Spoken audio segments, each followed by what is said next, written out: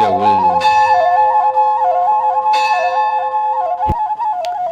ምእመናንን ከዋሉበት አላሳድር ካደሩበት አላውል የሚሉ ሊቃውንቱን ከጉባኤ ቤታቸው ካህናቱን ዲያቆናቱን ከቤተ መቅደሳቸው ነጋዴያኑን ከንግዳቸው አርሶ አደሩን ከእርሻቸው ላይ እያፈለሱ እየወሰዱ የሚሰውሩ የሚገድሉ በጠራራ ፀሐይ የሰው ልጅ በድንጋይ ወግረው በእሳት አቃጥለው የሚገድሉ በምስራቅ አሩሲ በሸካ ወረዳ በቅርቡ በጅምላ የተቀበሩት ምእመናን እንዲሁም በየጊዜው በአራቱም የኢትዮጵያ ማዕዘን በየጊዜው የሚሞቱት ሊቃውንቱ ካህናቱ ምእመናኑ የሚታገቱት ከአቅማቸው በላይ ገንዘብ የሚጠየቁት ስፍር ቁጥር የሌላቸው ናቸው። ራሔል በመከራው ሰዓት ልጆቿ ጡብ በምትረግጥበት ሰዓት ሁለት ልጆች ከጭቃው ላይ ወድቀው በጭቃው ላይ እንዲረገጡ ሲያደርጉ ጨካኞች ግብፃውያን ራሔል እንባዋን ወደ ሰማይ ረጭታለች። ይሃሎኑ በዘ ሰማይ በውኑ ይህንን የሚታይና የማይታየውን ፍጥረታት የፈጠረ የሰማይ አምላክ የለምን? ይህን ግፍ አይመለከትምን?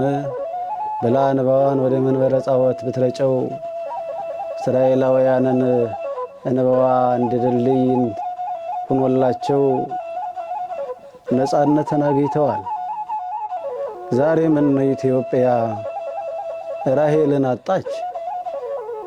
ምነው ዛሬ ኤርምያስን አዝኖ ከመከራ ወገኖቹን ነፃ የሚያወጣ ነቢይ መምህር ሐዋርያ ኢትዮጵያ አጣች? ማልቀስ ብቻ መፍትሄ ስለማይሆን አንደኛ እነዚህን ሕግባይ የሌላቸው አገሪቷን መሪ የሌላት የሚያስመስሉትን አካላት መንግስት ባለባት ሀገር መንግስት የሌለባት እስከምትመስል ድረስ በጠራራ ፀሐይ ቤተክርስቲያን የሃይማኖት የአምልኮት ቦታዎች ሲቃጠሉ መንግስት አለ ወይ ያሰኛል። ህዝበ ክርስቲያኑ ኢትዮጵያውያንም እንዳንድ ልብ መካሪ እንዳንድ ቃል ተናጋሪ በመሆን በጥቅሉ ሰው ሊሞት አይገባም ሊሉ ይገባል። ሰው ሊሞት ሰው አይደለም እንስሳት ያለ አግባብ ሊሞቱ አይገባም። የሰው ልጅ ሊሞት አይገባም። የፈጠረው ፈጣሪው ይውሰደው እንጂ ሰው በሰው እጅ ሊሞት አይገባም እና በያለበት ሁሉም ሰው ራሱን ሊጠብቅና ሊያስጠብቅ የሃይማኖት ተቋማትን እንዲሁም ራሱ የሚኖርበትን ራሱንም ወገኑንም ሊጠብቅ ሊያስጠብቅ ይገባል። ደውል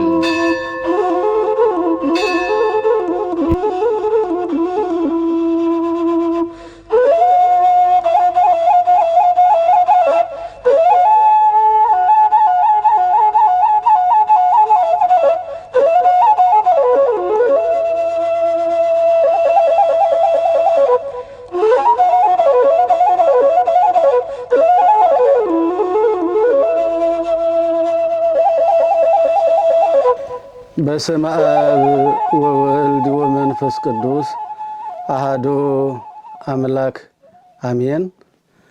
ከእግዚአብሔር ጋር የሚጣሉ ይደቃሉ። እግዚአብሔርን የምትወዱ እግዚአብሔርም የሚወዳችሁ ይህንን ሚዲያ የምትከታተሉ ሁላችሁም እግዚአብሔር አምላካችን በሕይወትና በጤና ጠብቆ እንኳን ለ2018 ዓመተ ምህረት የኅዳር ጽዮን የእናታችን የቅድስት ድንግል ማርያም መታሰቢያ በዓል አደረሳችሁ። አምላካችን በቸርነቱ መዓልትና ሌሊትን እያፈራረቀ ክረምትና በጋን እያመላለሰ ማያትን እያፈሰሰ ሕይወት የሆነውን ሁሉ ለኛ እየመገበ ከዚህ አድርሶናል። ከዚህ መድረስ ትልቅ መታደል ነው። ከዚህ ለመድረስ እየጓጉ ያልደረሱ አሉና በዘመናት ላይ ዘመናትን እየጨመረ ለኛ ለጋስ የሆነው አምላካችን መልካም ስራ እንድንሰራበት ዘመናትን የሚያቀዳጅ እሱን እያመሰገን ይህ በዓል የበረከት የሰላም የፍቅር እንደሆነ እየተመኘው ይህ ዛሬ የምናከብረው ታላቅ በዓል ጾመነ ሥጋ ጾመነ ነፍስ ድህነተ ሥጋ ድህነተ ነፍስ ሆና የተሰጠችው የድንግል ማርያም ምሳሌዋ አማናዊት ጽዮን ድንግል ማርያምን የምናስብበት ታላቁ ነቢይ ሊቀ ነቢያት ሙሴ በሲና ተራራ ከእግዚአብሔር ጋር ተገናኝቶ 10 ትእዛዛትን በላያቸው ላይ የተጻፉበትን ጽላት የተረከበበትንና ከዚያም ይሄ ዕለት የጾመነ ሥጋ የሆነችው የታቦተ ጽዮን በዓል እንዲከበር ሕግና ስርዓት በመሰራቱ እየተከበረ 3000 ዘመናትን አሳልፏል። ሙሴ ታቦተ ጽዮንን ከእግዚአብሔር ተረክቦ ለታቦተ ጽዮን የሚገባውን መስዋዕቱን፣ ቁርባኑን፣ ዝማሬውን፣ ማህሌቱን፣ አገልግሎቱን በ12ቱ በ24ቱ ሰዓታት መዘምራንን ሹሞ ሲያስመሰግን ኑሯል። ስለ ጽዮንም እክትዋ ለጽዮን ወህቀፍዋ ወተናገሩ በውስተ ማይ ፈዲሃ ደዩ ልበክም ውስተ ኃይላ በማለት ዘምሯል።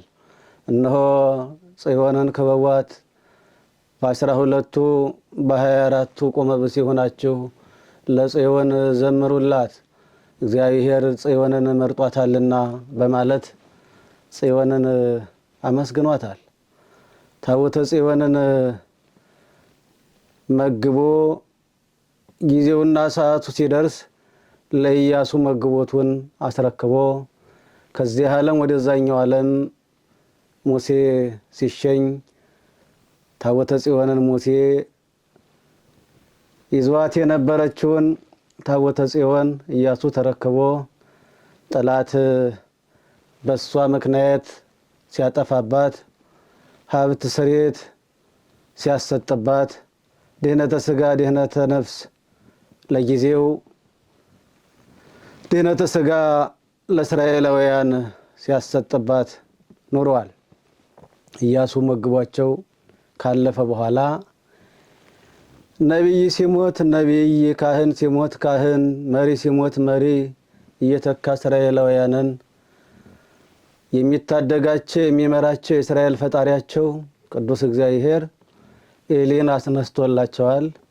ኤሊ ደግሞ እንደነ ኢያሱ እንደነ ሙሴ ታቦተ ጽዮንን ተረክቦ 40 ዘመን መስፍና ከክህነት አንድ አድርጎ ይዞ እስራኤላውያንን ሲመራቸው ኑሮ ኤሊ አረጀ። 99 ዓመት ሲሆነው ኤሊ ልጆቹን ሹማ አፍኒንና ፊንሐስን የሱን አገልግሎት እንዲያስቀጥሉ ታቦተ ጽዮንን እንዲያገለግሉ እስራኤላውያንን እንዲመሩ አደረገ። ወደቂቀ ኤሊሰ እኮያነ እሙንቱ ይላል። የኤሊ ልጆች አፍኒንና ፊንሐስ ግን እንደ አባታቸው እንደ ኤሊ መሆን አልቻሉም። ክፉዎች ነበሩ፣ አመፀኞች ነበሩ ይላል። በመሆኑም አፍኒንና ፊንሐስ ከእግዚአብሔር ጋር መጣላት ጀመሩ። የመጀመሪያውም ከእግዚአብሔር ጋር መጣላት ሲያምራቸው እግዚአብሔር በሙሴ አድሮ በቤተ እግዚአብሔሩ በቀዳማይ ሰዓተ ሌሊት ከምሽቱ 1 ሰዓት ጀምሮ እስከ ጧቱ 1 ሰዓት ድረስ ሲበራ የሚያድር መቅረዝ መብራት ነበረ። በባዶ ደብተራ ኦሪት ሲበራ ቢያድር ምን ይጠቅማል ብለው እግዚአብሔር በሙሴ አድሮ የሰራውን ስርዓት አፈረሱና ከእግዚአብሔር ጋር ጠብ ጀመሩ። መብራቱን አጠፉት። ታቦተ ጽዮን በጨለማ እንድትሆን አደረጓት። የጠቡ መጀመሪያ ይሄ ነው። ሁለተኛው ለሊቀ ካህናቱ ታላቅ ታናሽ የሚሰጥ አለ። እንደ ወጉ እንደ ስርዓቱ አጥንቱ ተከስክሶ ደሙ ፈሶ ስቡ ጢሶ ከዛም በኋላ ሊቀ ካህናቱ በገፈጅ ከሆነ ከዛ አውጥቶ ላመፈጅም ከሆነ ከዚያ ታላቅ ለሊቀ ካህናቱ አውጥቶ ይሰጠዋል። እነሱ ግን በጉልበት ቀምተው ታመጣ አንዱ ሀምጣ ካላመጣህ እንጣላሃለን በማለት መስዋዕት የሚያቀርበውን በማንገራገር እየነጠቁ የሚወስዱ ሆነዋል። ይሄ ሁለተኛ ጠብ ነው። ሶስተኛው በደብተራ ኦሪት የማይገባ ስርዓት ሰርተዋል። በዚህን ጊዜ እግዚአብሔር አዘነ። በሳሙኤል አማካኝነት ለኤሊ ነገረው። ነገር ግን ኤሊ ከመቆጣት ያለፈ በልጆቹ ላይ ምንም ተግሳጽ አላደረሰም። በዚህ ምክንያት ታቦተ ጽዮን ከኤሊ ልጆች ወይም ከእስራኤላውያን ወደ ፍልስጤማውያን እንድትማረክ እንድትሄድ አድርጓል። በዛም ያደረገበት ጥበቡ አፍኒንና ፊንሐስ ታቦተ ጽዮን ስትሄድ አብረው የሚሄዱ ስለሆነ በእነሱ ላይ እግዚአብሔር ፈርዶ የሚያመጣው መቅሰፍት ስለነበረ ታቦተ ጽዮን ተማርካ አፍኒንና ፊንሐስ አብረው ተጉዘው በዛ አፍኒንና ፊንሐስ ተመተው ወድቀው ሕይወታቸው አልፏል። ታቦተ ጽዮን ተማርካ በፍልስጤማውያን እጅ ከቆየች በኋላ ታቦተ ጽዮን በዛሬው ዕለት ወደ ሀገሯ የተመለሰችበት ታላቅ ዕለት በሀገራችን በኢትዮጵያ ከአራቱ መናብርተ ጽዮን አንዷ በሆነችው በአክሱም ጽዮን እንዲሁም በርዕሰ አድባራት ወገዳማት ተድባበ ማርያም፣ በአትሮንሰ ማርያም፣ በመርጦ ለማርያም፣ በጣና ቂርቆስ በእነዚህ ሁሉ ይሄ በዓል ታስቦ እንዲሁም በኢትዮጵያ ኦርቶዶክስ ተዋሕዶ ቤተክርስቲያን በእመቤታችን ስም በታነጹ አብያተ ክርስቲያናት ሁሉ ይህ በዓል ሲታወስ ሊቃውንቱ በዝማሬ በማህሌት በመስዋዕት በቁርባን ምእመናን የተራበውን በማብላት የተጠማውን በማጠጣት የታረዘውን በማልበስ ይህን ዕለት ያስተውታል። እንግዲህ ከእግዚአብሔር ጋር ሰው ከተጣላ ከሰው ጋር በትጣላ ታሸንፈዋለህ ወይም ያሸንፋል። ከእግዚአብሔር ጋር ተጣልቶ እግዚአብሔርን ያሸነፈ የለም። ለዚያም ነው ከእግዚአብሔር ጋር የሚጣሉ ይደቃሉ የሚለው። አፍኒንና ፊንሐስ ከእግዚአብሔር ጋር ቢጣሉ እድል ፈንታቸው ጥዋ ተርታቸው ያለ ጊዜው ከዚህ ዓለም መለየት ነው፣ መሞት ነው፣ የሞትን ጽዋ መጎንጨት ነው። ስለዚህ ዛሬም ከእግዚአብሔር ጋር የሚጣሉ በዘመናችን ብዙ ሰዎች እንደ ጉድኝ እንዳሸን እየፈሉ እናያለን። ምእመናንን ከዋሉበት አላሳድር ካደሩበት አላውል የሚሉ ሊቃውንቱን ከጉባኤ ቤታቸው ካህናቱን ዲያቆናቱን ከቤተ መቅደሳቸው ነጋዴያኑን ከንግዳቸው አርሶ አደሩን ከእርሻቸው ላይ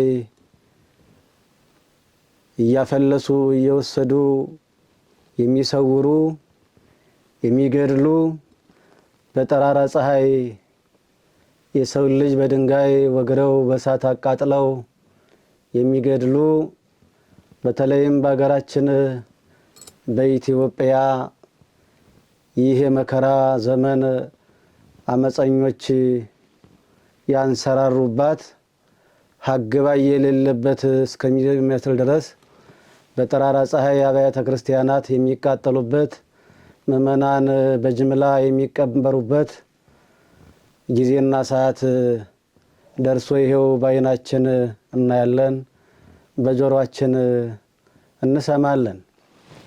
በመሆኑም በምስራቅ አሩሲ በሸካ ወረዳ በቅርቡ በጅምላ የተቀበሩት ምእመናን እንዲሁም በየጊዜው በአራቱም የኢትዮጵያ ማዕዘን በየጊዜው የሚሞቱት ሊቃውንቱ፣ ካህናቱ፣ ምእመናኑ የሚታገቱት ከአቅማቸው በላይ ገንዘብ የሚጠየቁት ስፍር ቁጥር የሌላቸው ናቸው። ስለዚህ እግዚአብሔር ይህንን የመከራ ዘመን እንዲያሳልፈው ሁሉም ሰው ወደ ፈጣሪው ሊጸልይ ሊማጸን ይገባል። በነቢዩ በኤርምያስ የተነገረው ደርሶ እነ ዕዝራ እነ አስቴር ሌሎቹም ነቢያት እነ ባሮክ እነ ኤርምያስ ስለ ወገኖቻቸው ስለ እስራኤላውያን መከራ አልቅሰዋል። እንባ አልቅሰው እጅ አልቅሰው ዓይናቸው የቡስ ደረቅ ሆኗል። ራሔል በመከራው ሰዓት ልጆቿ ጡብ በምትረግጥበት ሰዓት ሁለት ልጆች ከጭቃው ላይ ወድቀው በጭቃው ላይ እንዲረገጡ ሲያደርጉ ጨካኞች ግብፃውያን ራሔል እንባዋን ወደ ሰማይ ረጭታለች። ይሃሎኑ በዘ ሰማይ በውኑ ይህንን የሚታይና የማይታየውን ፍጥረታት የፈጠረ የሰማይ አምላክ የለምን? ይህን ግፍ አይመለከትምን?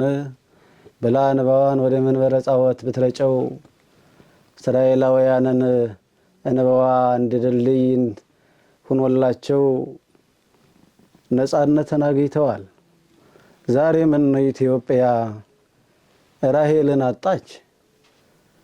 ምነው ዛሬ ኤርምያስን አዝኖ ከመከራ ወገኖቹን ነፃ የሚያወጣ ነቢይ፣ መምህር፣ ሐዋርያ ኢትዮጵያ አጣች?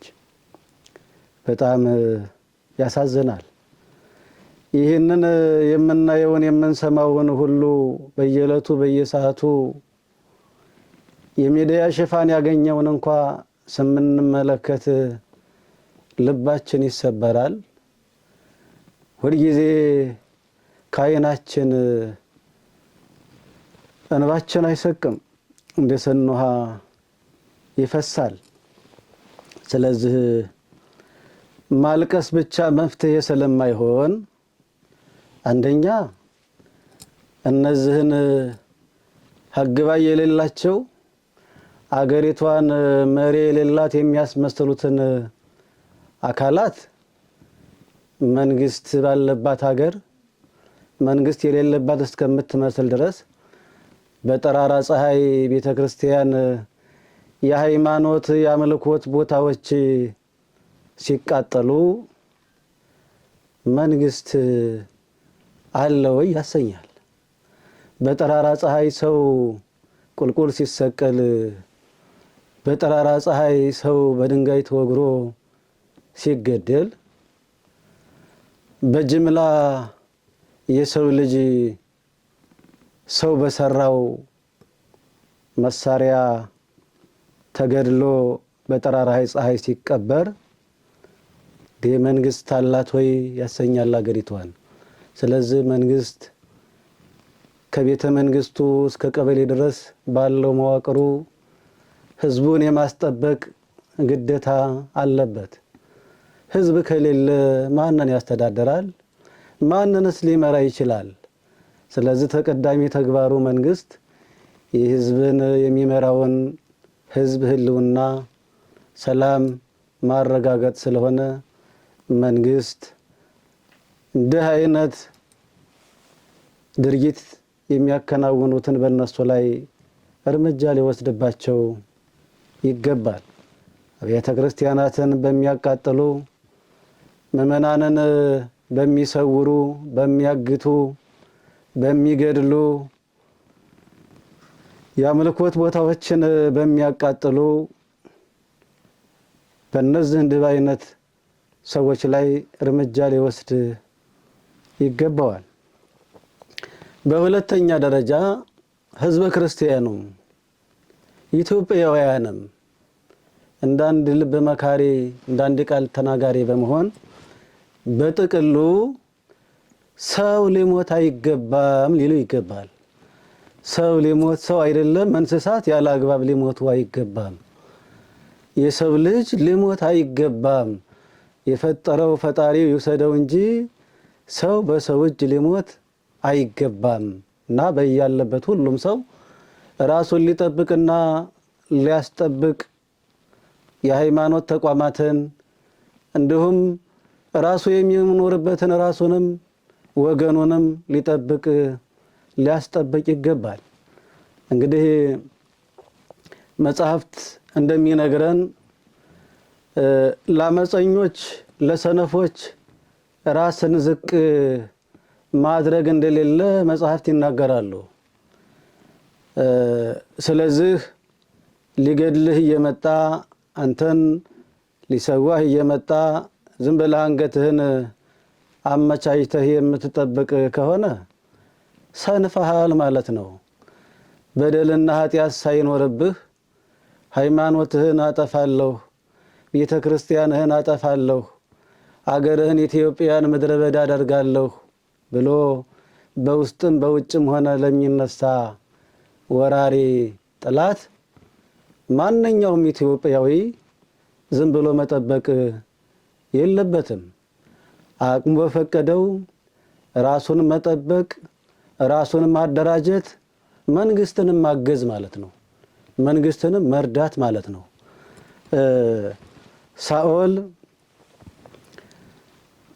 አሕዛብን ወግቶ እንድመለስ በአሕዛብ ከተማ ያለውን ምንም ነገር እንዳያስቀር በዛ እግዚአብሔርን የበደሉና ያሳዘኑ ሰውንም እግዚአብሔርንም ያለ ጊዜው እያጠፉ እንዲህ እንዳሆኑ በተለይ አጋግ የሚባል የአሕዛብ መሪ የነበረ እናቶችን የወላድ መካን የሚያደርግ በእናቶች ማህፀን ያለውን ጽንስ ሆዳቸውን እየተነጠቀ በቀኝ በኩል ነው በግራ በኩል የተኛው እያለ ወንድ ነው ሴት ነው እያለ ጭካኔ ጥግ ያሳየ ጩኸታቸው የዛገር ሰዎች መንበረ ጸባዖት የደረሰ ነበሩ እና እግዚአብሔር እነዛን ጨካኞቹን እርምጃ ለመውሰድ በእነሱ ላይ